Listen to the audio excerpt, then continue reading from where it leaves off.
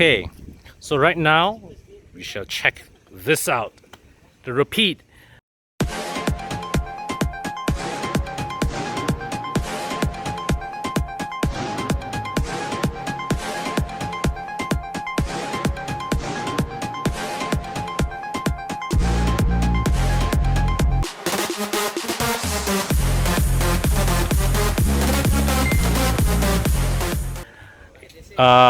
Bobby told me about this car, I think about a good few weeks before he took delivery of it. And yeah, so I kept that secret in me for the longest time ever. All right, he only told a very select number of people. So you imagine that few weeks, right, when before he unveiled this, right, I was like, you know, I was like, my mouth was itching to talk about it, but I can't, because you know, you don't unveil people's break the news, you don't break other people's news without them telling, without them announcing it first lah, okay. But so here we have it, this is the Rapide, and it's an absolutely it's a is it well, one thing Bobby pointed out, that this car, first thing, it should not be taken as a Panamera rival. It's not. Okay, even though the more or less the concept of, you know, extending the sports car platform to a four-door design, but it's not quite the same brief. This is something more of the likes of where you come from, your Bentley Continental GT, okay, or that class of car, and you just want to extend that a little so that your back seats are more accessible. Okay, so in a Panamera, the rear seats are spacious. This is a bit more, well, it's a bit more snug in here, so you probably don't want to be chauffeur driven in this car. You want to drive this yourself more of the time.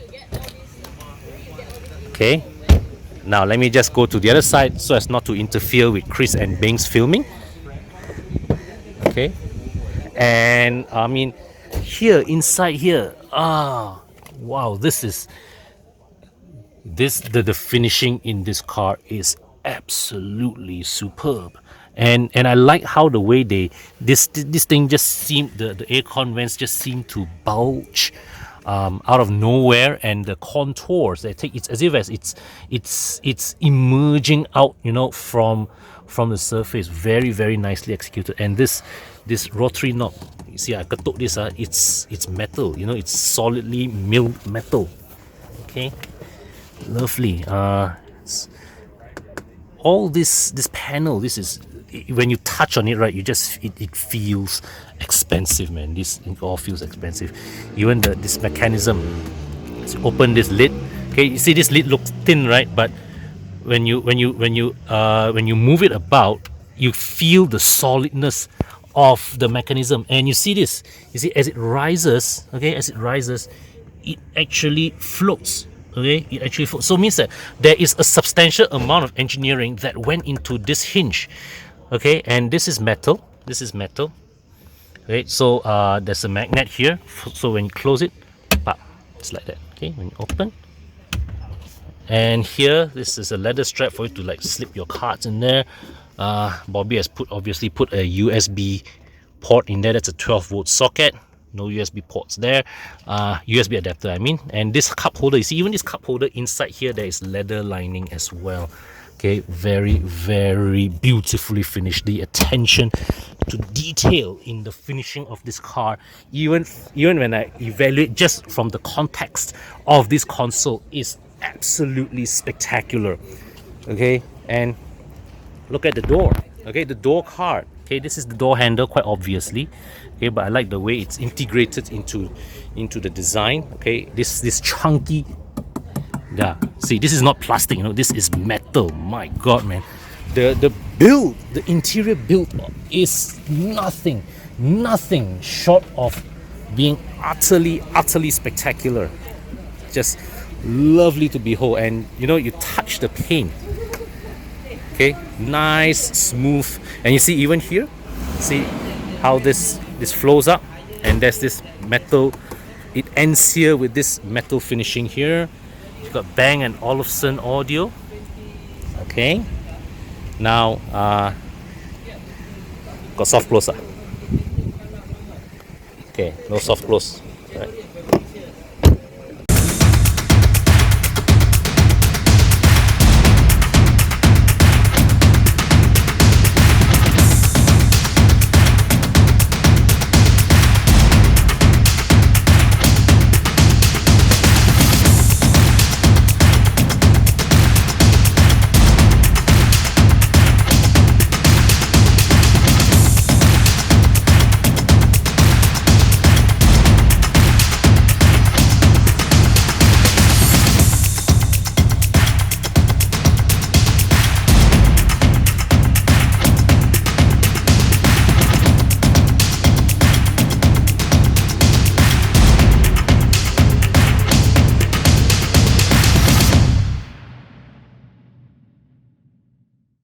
We'll open this inside.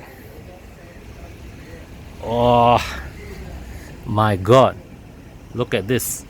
It's an unpretentious design. Okay, now as you look at the center tunnel, you can see there in the middle, that's where you insert the key fob to start the engine. The transmission selector is just buttons. And down here, now this is a 2012 car, so you can see it's still very button laden, this dashboard, but you see all these knobs, right? All metal, you know, you katok the thing, right? You feel the solidness of it. This car is, I mean, the way they built this car, right? It's as if as these guys, they don't think about cost. It's like they just find the best, you know, the most mahal, the most atas materials, and they just chuck it all in there, right? All very beautifully finished. You see, even at these ages where people rarely look at, it's nicely finished as well. Okay, and here, okay, hand built in England, and you can see there's that panel there where you do the adjustment of the seat adjustment. And see, open this.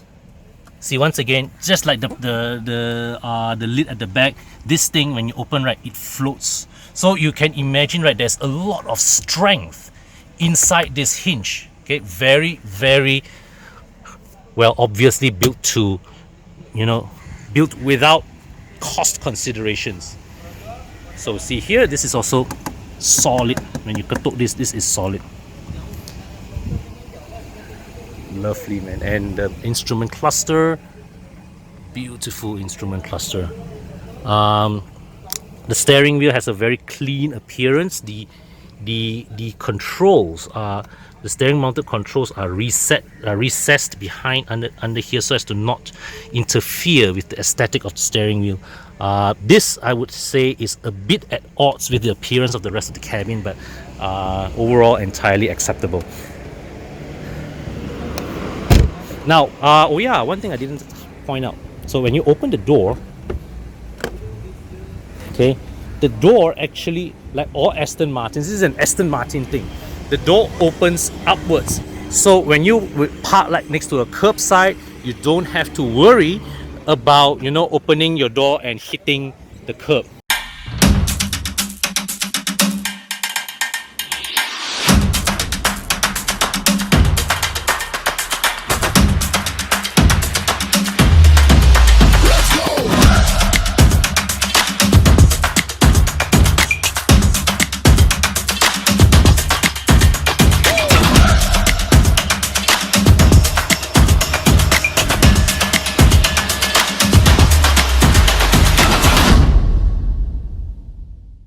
And here you can see this is solid metal. This also is solid metal.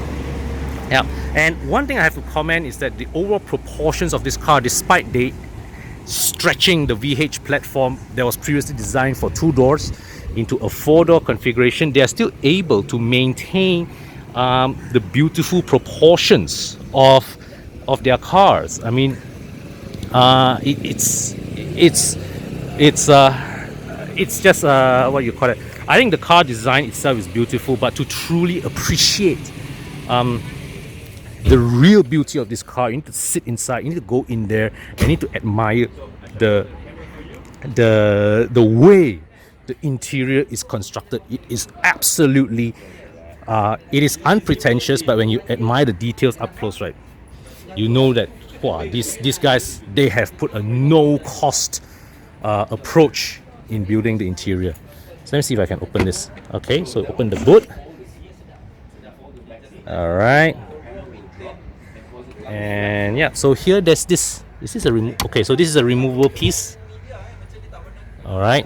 So this is metal, and here these two. Okay, you have like a magnet here to hold. You know. So when you close this, okay, it's magnetically held there. Then you just exert a bit of effort, it comes down, extends this. Okay, a simple and effective solution.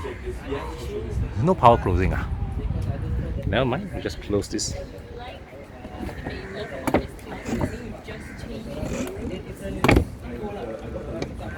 Nice, very nice.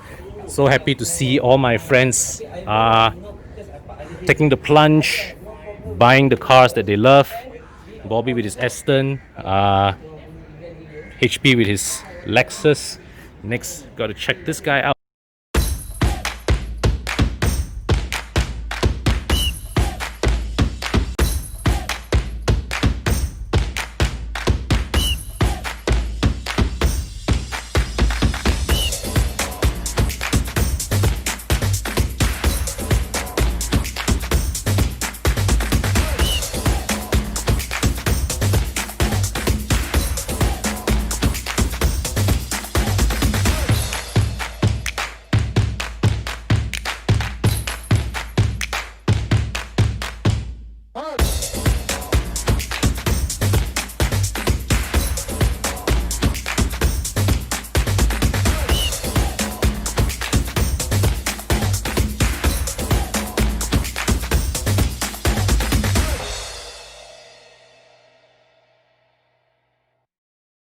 This is Nazz Abdullah's RX-8.